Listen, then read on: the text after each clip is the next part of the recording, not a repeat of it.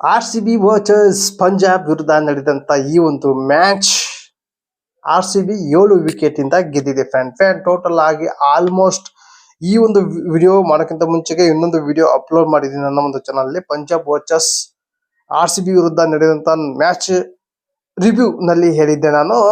ಇದರಲ್ಲಿ ಯಾವುದೇ ಒಂದು ಟೀಮ್ ಸ್ಟ್ರಾಂಗ್ ಇದೆ, ಆ ಟೀಮ್ ಸ್ಟ್ರಾಂಗ್ ಇದೆ, ಈ ಟೀಮ್ ಸ್ಟ್ರಾಂಗ್ ಇದೆ, ಪಿಚ್ ಈ ರೀತಿ ಇದೆ, ಇವ್ರಿಗೆ ಹೆಲ್ಪ್ ಆಗುತ್ತೆ, ಅವ್ರಿಗೆ ಹೆಲ್ಪ್ ಆಗುತ್ತೆ, ಮ್ಯಾಟ್ರೇ ಆಗೋಲ್ಲ. ಇಲ್ಲಿ ಏನಿದ್ದರೂ ಟಾಸ್ ಗೆದ್ದವರೇ ಗೆಲ್ಲೋದು ಮ್ಯಾಚ್ ಅಂತ ಹೇಳಿದ್ದೆ.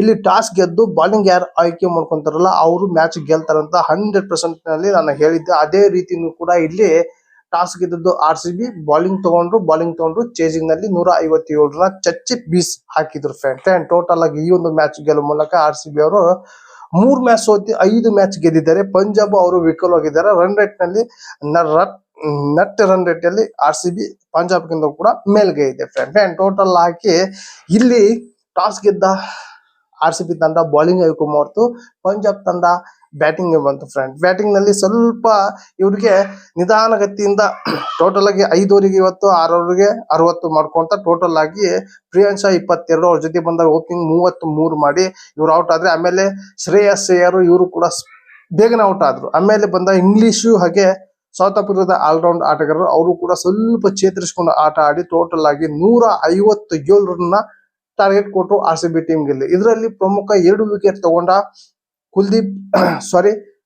ಕುನಾಲ್ ಪಾಂಡೆ 2 ವಿಕೆಟ್, ಅದ್ರ ಜೊತೆಗೆ ಸೂರ್ಯ ಶರ್ಮಾ 2 ವಿಕೆಟ್ ತಗೊಂಡ್ರು. ಟೋಟಲ್ ಆಗಿ ಈ ಒಂದು ಟಾರ್ಗೆಟ್ ನ ಚೇಸ್ ಮಾಡಕ್ಕೆ ಬಂದ RCB ತಂಡ ಮೊದಲಿಗೆ ಫಿಲ್ ಶಾಟ್ ವಿಕೆಟ್ 1 ರನ್ನಿಗೆ ಔಟ್ ಆದ್ರು ಫಿಲ್ ಶಾಟ್ನವರು. ಆಮೇಲೆ ಬಂದ ಪಡಿಕಲ್ ವಿರಾಟ್ ಕೊಹ್ಲಿ ಆಟ ಈ ಒಂದು ನಿಧಾನಗತಿಯಿಂದ ಆಡಿದ್ರು. ಆಮೇಲೆ ಸ್ವಲ್ಪ ಸ್ಪೀಡ್ ಮಾಡ್ಕೊಂಡ್ರು ಪಡಿಕಲ್ ಅವರು.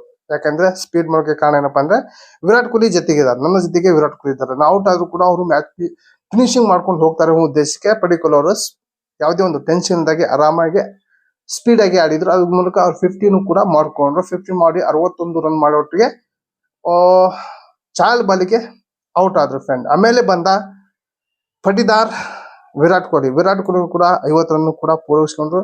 50 ರನ್ ಮಾಡುವ ಮೂಲಕ ಈ ಒಂದು IPL ನಲ್ಲೇ ಹೈಯೆಸ್ಟ್ 50 ಆಗಿತ್ತು. 57 ಇದೆ ಟೋಟಲ್ ಆಗಿ. ಇಷ್ಟು ದಿನ ಡೇವಿಡ್ ವಾರ್ನರ್ ಇದ್ರು. ಇನ್ಮೇಲೆ ವಿರಾಟ್ ಕೊಹ್ಲಿ IPL ನಲ್ಲಿ 50 ರನ್ ಮಾಡಿದ ಏಕೈಕ ಹೈಯೆಸ್ಟ್ 50 ಮಾಡಿದ ವಿರಾಟ್ ಕೊಹ್ಲಿ ಹೆಸರಲ್ಲಿ ಇದೆ ಟೋಟಲ್ ಆಗಿ 50 ರನ್ ಮಾಡಿ ಕೂಡ ಆರಾಮಾಗಿ ಆಡ್ತಾ ಇದ್ರು. ಆಮೇಲೆ ಆ ಕಡೆ ಪಡಿಕಲ್ ಕೂಡ ಬೇಗ ಮ್ಯಾಚ್ ಮುಗಿಸ್ಕೋಗಿ ಅವರು ಕೂಡ ಕ್ಯಾಚ್ ಔಟ್ ಆದ್ರು. ಆಮೇಲೆ ಬಂದ ಜಿತೇಶ್ ಶರ್ಮನು ಕೂಡ ನಿಧಾನಗತಿಯಿಂದ ಆಡಿ ವಿರಾಟ್ ಕೊಹ್ಲಿ ಜೊತೆಗೆ ಮ್ಯಾಚ್ ನ ಮುಗಿಸಿದ ಟೋಟಲ್ ಆಗಿ ಇದರಲ್ಲಿ 73 ರನ್ ಮಾಡಿದ Virat Kohli man of the match ಪಡ್ಕೊಂಡ್ರು. ಇದ್ರ ಮೂಲಕ RCB ಅವರು 3 ಮ್ಯಾಚ್ ಸೋತಿ 5 ಮ್ಯಾಚ್ ಗೆದ್ದಿದ್ದಾರೆ ಟೋಟಲ್ ಆಗಿ. ಇದರಿಂದ ಇನ್ನು 2 ಮ್ಯಾಚ್ 3 ಮ್ಯಾಚ್ ಗೆದ್ರೆ ಆರಾಮಾಗಿ ಕ್ವಾಲಿಫೈರ್ ಆಗಿರ್ತಾರೆ RCB ಅವರು. ಯಾವುದೇ ಒಂದು ತೊಂದರೆ ಇಲ್ಲ. ಈ ಒಂದು ಸೀಸನ್ ಆರಾಮಾಗಿ ಯಾವುದೇ ಒಂದು ಟೆನ್ಷನ್ ಇಲ್ದಾಗೆ ಆಡ್ತಾ ಇದ್ದಾರೆ RCB ಅವರು. ಇದೇ ರೀತಿ ಆಡ್ಲಿ.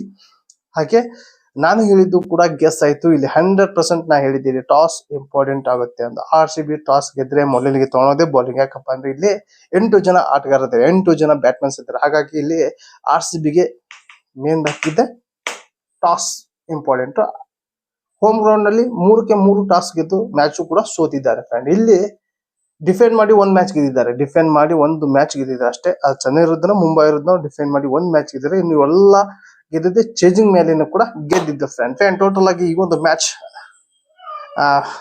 ವಿರಾಟ್ ಕೊಹ್ಲಿ ಬ್ಯಾಟಿಂಗ್ ಹೇಗಿತ್ತು ಅಂತ ಕಮೆಂಟ್ ಮೂಲಕ ತಿಳಿಸಿ. ಈ ಒಂದು ವಿಡಿಯೋ ಇಷ್ಟ ಆದರೆ ಲೈಕ್ ಕೊಡಿ ಅಂತ ಈ ವಿಡಿಯೋಗೆ ಎಂಡ್ ಮಾಡ್ತಾ ಇದ್ದೀನಿ. ಮತ್ತೆ ಅಂತ ತಿಳಿಸಿ.